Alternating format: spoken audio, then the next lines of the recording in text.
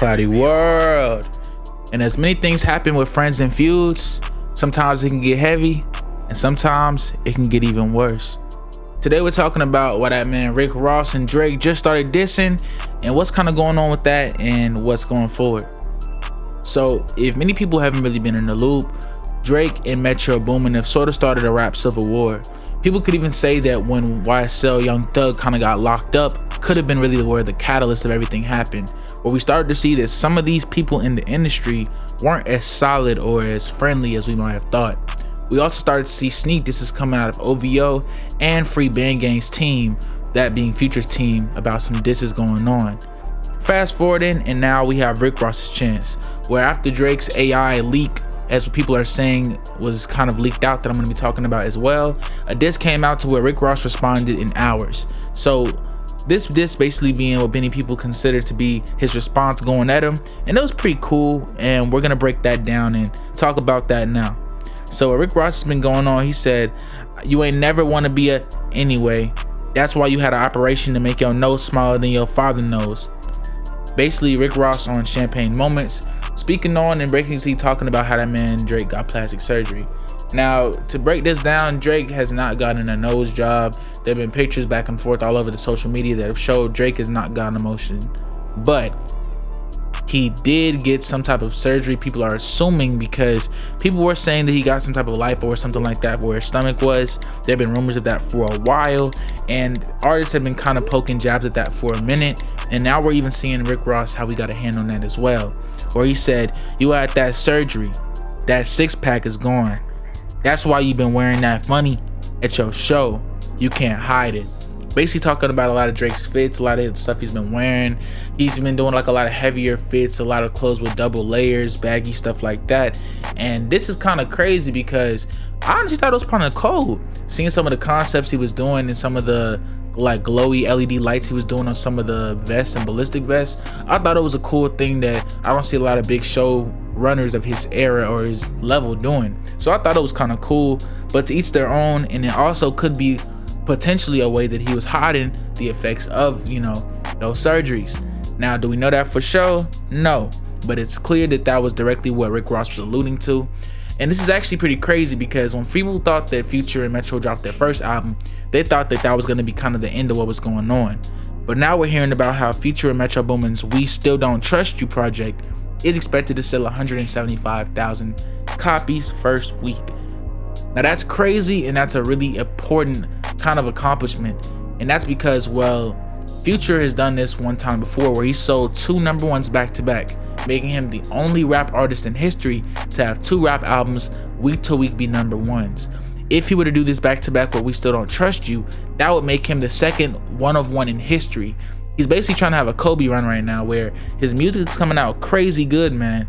Metro being on his first, I guess, Metro feature collab tape for real is kind of a shocker when you think about how for so long they've worked together, they've never really had a project.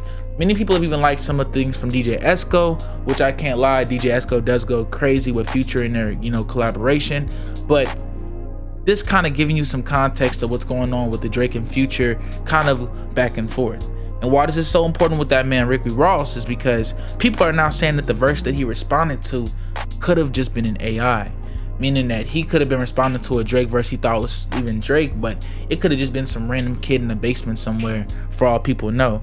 That's what's kind of crazy, which is that this beef is getting bigger and bigger while we're not even knowing who's actually dropping the official disses no more, man. This is pretty crazy, dog.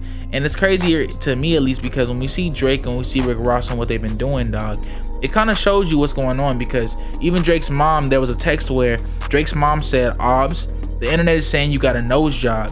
You look the same to me in the kitchen today.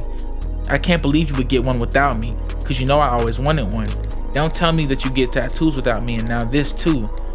Then that boy Drake said, "I would have got us a 2-for-1 deal if I went, Mom. It's coming from Rick Ross, the guy I did 1 songs with, and now he's going off the loopy on Morgiano and hasn't eaten in days, and it's turned him angry." He's performing at Proud for money. It's bad. Don't worry, we'll handle it. Nah, fam, I ain't gonna lie, bro. Folks will say what they want to, bro, but this man Drake is crazy. When we see all this stuff going on with Drake, man, it's like, dog, no way, bro. that this man literally had his mom's actual response in his like post. I feel like Drake is at such a level of dominance now that he doesn't take anything serious no more, which can be a benefit and a detractor as well, because once you get this far in your career, what is there to prove anymore? I feel like when people like Drake and Rick Ross get into beef, it really feels like someone with a lot of accolades, respect in the industry, and a mile house, and just a really talented artist going against Drake, which is probably all those things maxed out, plus awards, plus the numbers. It's like anybody that you have that rides for Rick Ross, you have 100 by that same ratio that ride for Drizzy. And that's just how the numbers go when you're the biggest, fam. So when I look at it like that, it just makes no sense that Rick Ross would even want to keep this going. I feel like the first diss to me is fire, and I feel like if he lives it like this, bruh, and just lets it be and lets the industry and whoever speak they speak, I think he'll come across with the W. But he's not the main fighter in the industry right now. We're not even focused really on him. It's a Kendrick and Drake fight right now. He's the low of the welter division. So if Drake takes, a mini L in the welter and then comes with a big hit for Kendrick, no one's stressing, bruh. That's how things go. You could even make a bigger thing about it being a bigger fish thing, where if he only responds to Kendrick, it could even look like Rick Ross wasn't even worth responding to in the first place. But I want to see Rick Ross and Drake have a little back and forth as well, because it's kind of crazy, because I can honestly feel a little bit, not on Drake's side, but definitely where he's coming from, where bro gave you some pretty big hits, bro. No one could say that he made him, but to say that he definitely elevated him a few different times in his career is definitely valid and definitely warranted, and definitely warranted after that Reebok Drake ain't even know it whole thing. That if we keep it a buck, if Drake didn't have a hit with him after that fact, Rick Ross really could have been done in, bro, just off the industry not showing him love. Because if you don't know, Rick Ross lost $100 million shoe contract. He was going to be one of the first artists with a Reebok shoe deal. So just to give you context of how big Rick Ross was at earlier points in his career, where they had him in the same sentence as Young Money, YCMB, whatever they call that thing, bro. Now they had him in the name with a lot of the young big artists when everyone was in their prime. Imagine 2013, 14, 2 Chainz, Lil Wayne, Tyga, the whole list, Bieber. You get the idea, bro.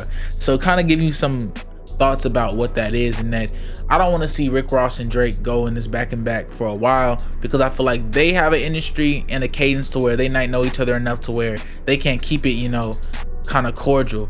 There might be too much interaction, and it feels like, I honestly wonder what Young Thug will be doing or thinking, or even reacting to these situations if he was outside. It feels like the world is kind of going on without him, and like when the king is locked up, the world is burning type stuff, where we're seeing kind of everyone shake and react and move off of and around how this man kind of is maneuvering the industry. It seems like if Drake is kind of the pusher of what goes on in the industry, that man Young Thug is like a wizard or something that everyone looks up to, that's vibe, and they got connect for real. But ClowdyWorld, let me know what y'all thinking, man, and let me know how y'all feel about this Rick Ross and Drake situation, and how y'all think overall the beef gonna go. ClowdyWorld, and we're gone.